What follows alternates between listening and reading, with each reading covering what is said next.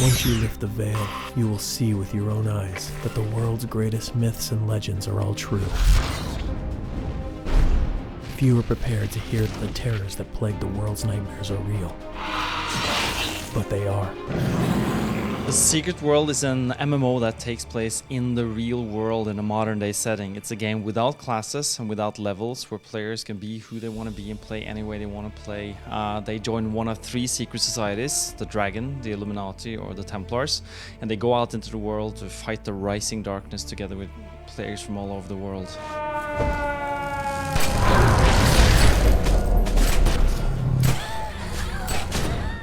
Tons of ways in which players progress in the Secret World. The first and most important is through the abilities.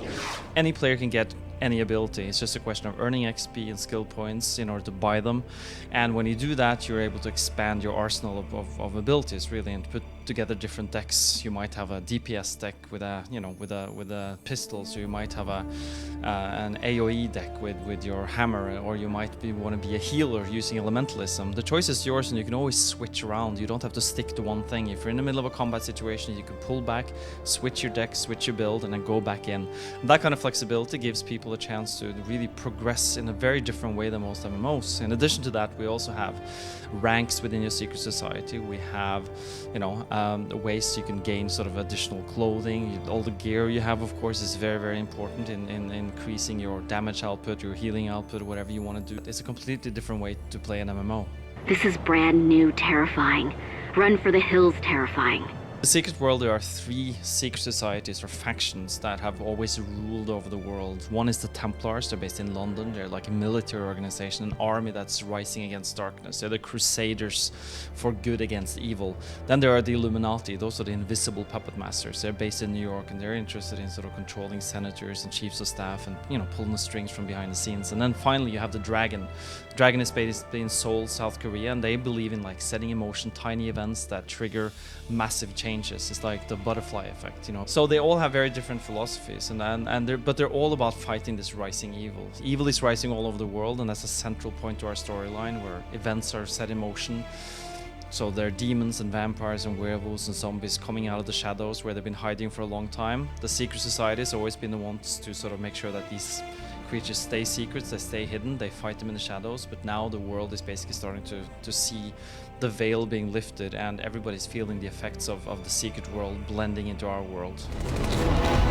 This is not just a haunting, it's a reckoning.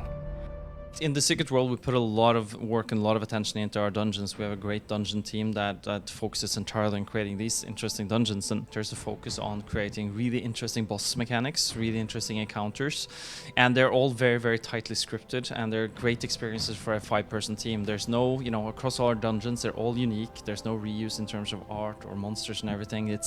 They're completely unique and exciting experiences that will take a team of 5 like an hour to complete. That really sort of gets the adrenaline pumping and gets people worked up in terms of sort of trying to find out how to defeat these different bosses and analyze the mechanics of it. So it's one of our definitely strongest points of the Secret World is our dungeons. Hush now, baby girl. Hush now. The fact that the Secret World is set in the real world, it really affects the gameplay mechanics. So first off, you have in combat you have ranged weapons, you have assault rifles, you have shotguns, you have pistols. Our magic is more modern. We have chaos, we have elementalism, we have blood magic. All these sort of have much more sort of modern feel to it than most games. But also in the gameplay mechanics and missions, for example, you're able to hack into computers. Some missions, what we call investigation missions, they encourage players to go into the in-game web browser and actually open up sites like Wikipedia or go on Google to try to find clues to how to solve it. You need sort of the modern setting in order to have those kinds of mechanics, so tying the real world together with the game world. Quick, before it passes.